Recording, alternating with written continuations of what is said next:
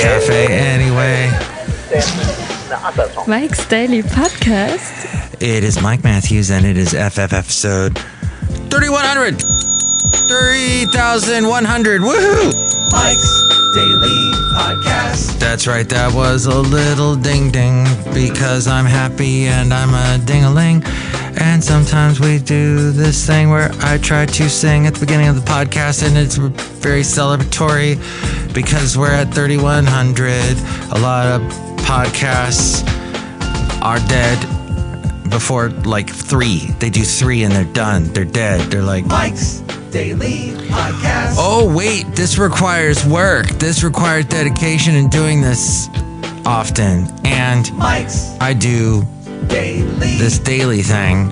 Podcast. So, you know, that's involved. It's FF episode 3100. Welcome to Café Anyway, somewhere in podCastro Valley, the last place on earth in the land of Maritopica. A little bit of video with this right now. I got my Lucky Dog t-shirt, which was given to me by a record label that was called Lucky Dog, that featured, I think Willie Nelson was on it and some other country singers, but I don't think it's around anymore, sadly. I'm very thankful that I was able to keep going with this podcast. I've been doing it through a lot of things in my life, ups and downs. I started it. Actually, I did not start it in Alabama. I guess I started podcasting in Alabama, but starting this podcast, I was here in podCastro Valley. So, Café Anyway. And it has morphed, evolved slightly over the years, but we still have Uncle Yop at the very beginning saying, "Here, I want to play you another song." And then later on, his granddaughter, my cousin, was recorded and put on the podcast for infinity. So we hear her at the beginning. And I think we've always had A-Frame Ariel saying, "Here's today's podcast picture." And Mike's Daily Podcast is super easy to find at the very end, saying, "Listen tomorrow." And here's today's podcast picture. Or come back again. There she is. Podcast picture is not of her or of me, but of the wonderful, what is it a picture of? I just took it. Oh, yeah, Fremont. Bart. Bay Area Rapid Transit in the Fremont station. I was stuck there for a long time on Friday last week. And I saw the beautiful sunset and said, "Oh, I sure hope this journey home does not involve any crazy people." But it did. That's just how it goes. Riding Bart. You know, some dogs, when I say Bart, think I'm saying bark.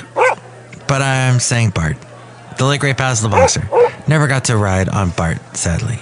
But, hey, it is a thing to enjoy. To not have to drive is what I'm saying, is what I enjoy. Not the crazy people, not the pot smell and smoke. And not the delays, the constant delays. But I'm not talking about that today. I'm talking about houses. And people are trying to sell houses. I know I got a neighbor that's trying to sell his house. It's not having the easiest time of it. He's got a pool. I guess not that many Bay Area house hunters are looking for pools right now. They're looking for the detached in-law unit.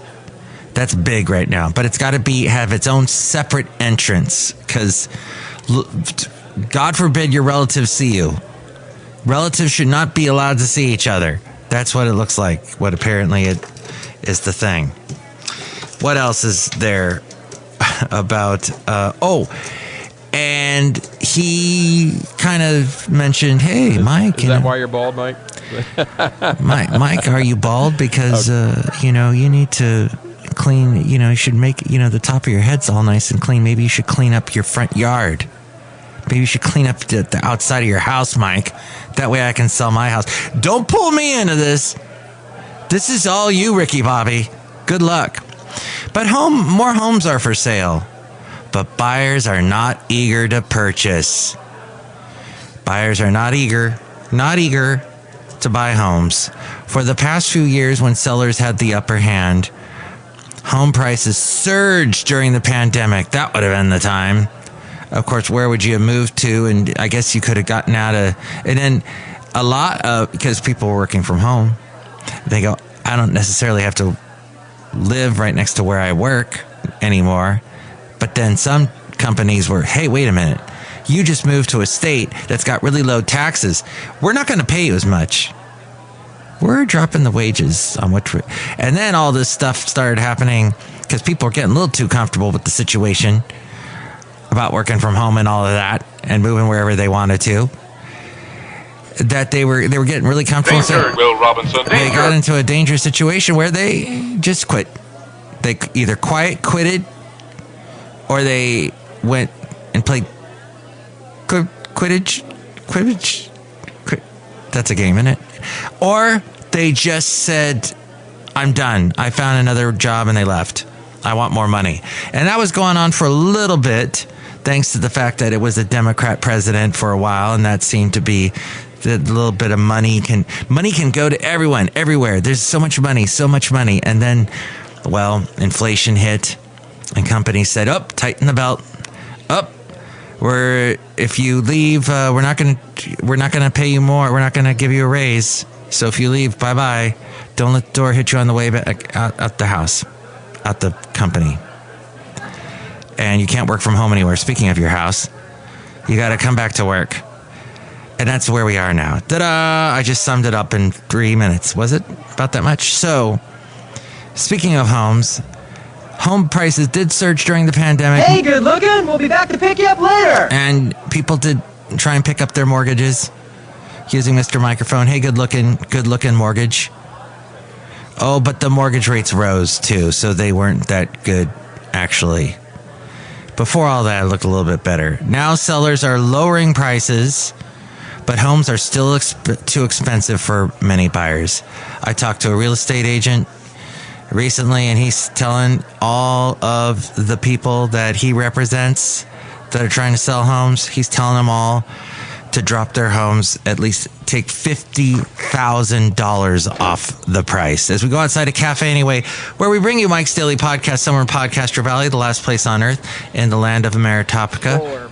Thank you so much for being here at Café Anyway with me. Anyway. And that is how it is at the moment. Sellers, though, like my neighbor, still want top dollar. They still think they're partying like it's 2021. But it ain't. It's 2025. Inflation kicked in since 2021. COVID ended and people got to walk around and spend money on things like ridiculous concerts. That spent so much money on that Taylor Swift Eras tour. Oh my gosh. And Beyonce. But buyers are waiting for bigger discounts like those seen after the 2008 housing crash. That's what they're hoping for. And honestly, that is when I got my house, was around that time. More like 2009. It actually really bottomed out 2010, I then discovered. But they're hoping that it's going to crash like 2008, maybe 2009. But neither side, the buyers or the sellers, is getting what they want. Price cuts are increasing, though. Nearly 1 in 5 home listings saw a drop in price earlier this year in April, and it was the highest rate in years. Mortgage rates are high right now. Buyers are hesitant because of that. Mortgage rates are high. They are stuck above 6%. They've been stuck above 6% since 2022 for the past 3 years. And rates are now above 7%. Maybe by the time you hear this, Jerome Powell dropped them a little bit, but Trump has been screaming at him to drop it.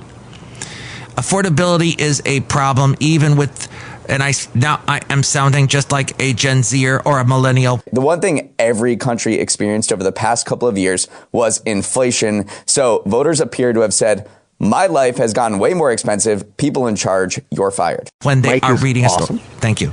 I got all that information from that guy right there, Rob Black. I produce his podcast. He's heard on AM 1220 KDOW. Weekday afternoons, Monday through Friday in the 5 p.m. hour as you're driving home, and you can catch them on Cron TV Monday through Thursday in the 9 o'clock hour at 9 a.m.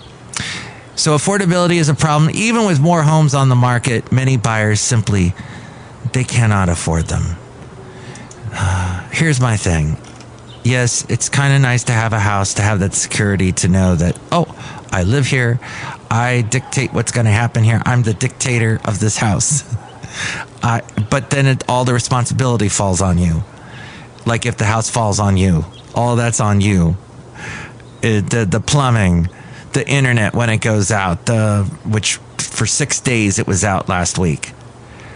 The electricity, everything. They got to pay all the bills. You got to mow the lawn. You got to get yelled at by your neighbor because you're not mowing the lawn.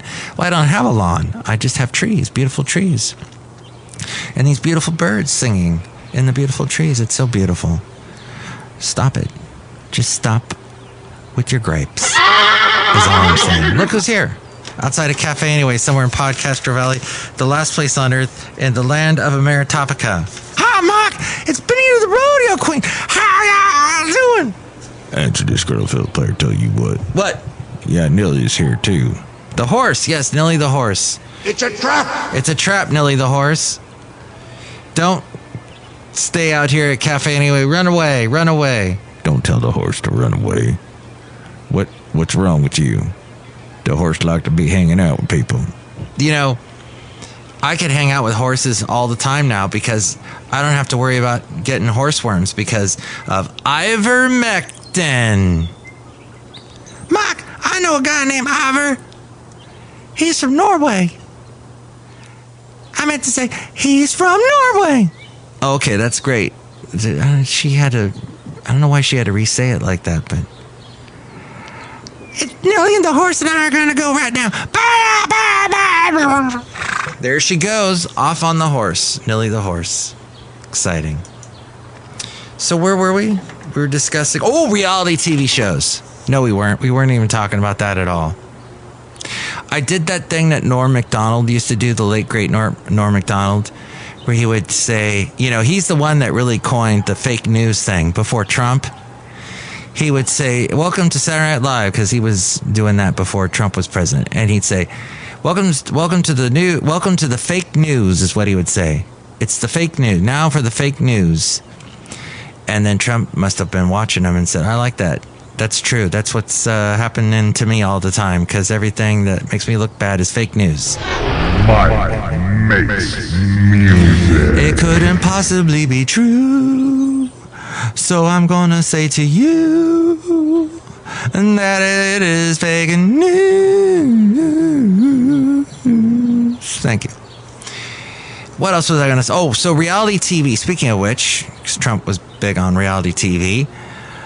So when I was married, my then wife sure loved to watch reality TV, specifically, namely, The Biggest Loser, and the one with the Heidi Klum, Project Runway.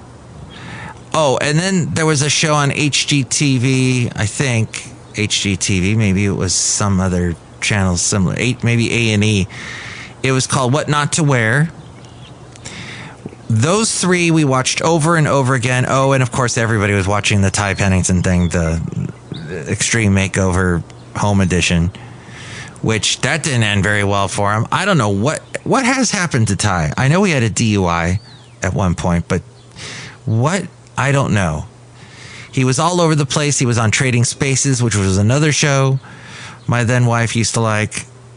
So I was just immersed in all this reality TV show stuff. And what you're watching is not real. It's not reality. It is completely set up in a storyboard way.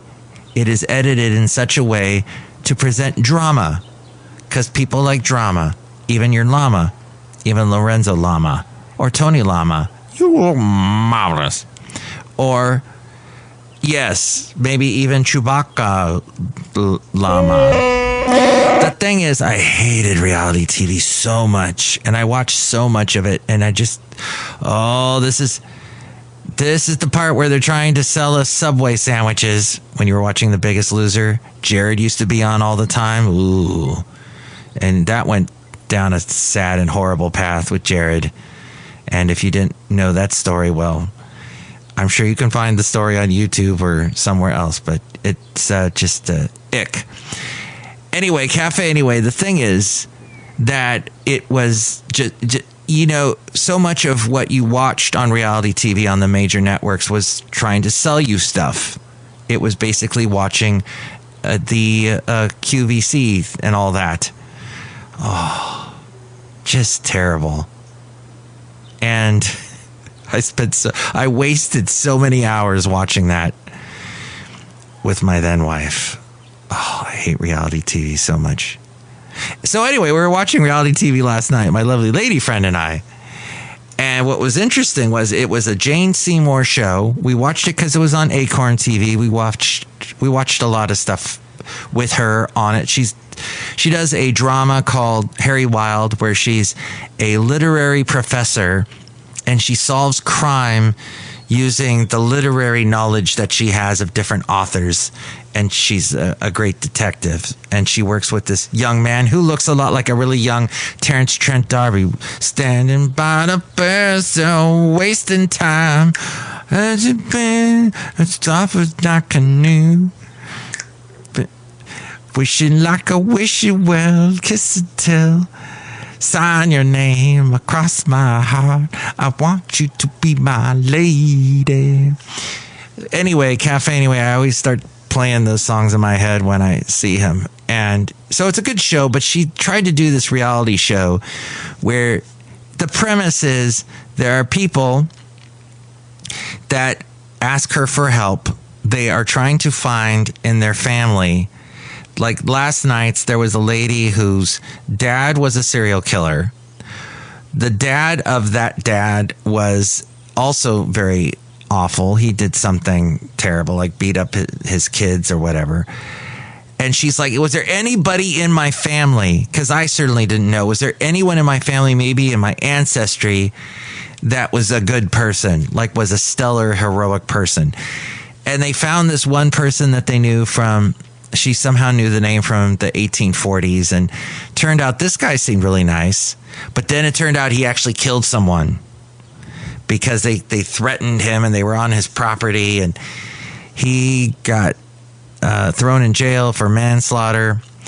But he fulfilled his entire sentence, and he was going to completely redeem himself to society. And while he was there, because he had been a policeman beforehand, he kept tabs on all the criminals in this jail. The criminals in this jail used to like to escape, so he kept tabs on it. He helped prevent them from escaping. So it turned out he was a model citizen after all, and when he got let out of jail, they talked about him constantly in the press. He was one of the private detectives, one of the first private detectives in this area. So all that was very interesting. That part is interesting. And I like the interesting stuff like History Detectives or History's Mysteries, something like that was a great show. But all of a sudden at one point, there was this thing where Jane Seymour's talking. And we had gone the whole show and had wondered, where did Jane Seymour go? Because she just basically set up the story and then vanished, kind of let this... professional take care of things, and Jane Seymour just vanished. Maybe did a little bit of voiceover stuff. So they weren't really pushing anything on us, like The Biggest Loser pushing Subway sandwiches on us, or whatever other products they used to hawk. But still, watching those reality TV shows, you either gonna go, that's interesting, that's real, that's life.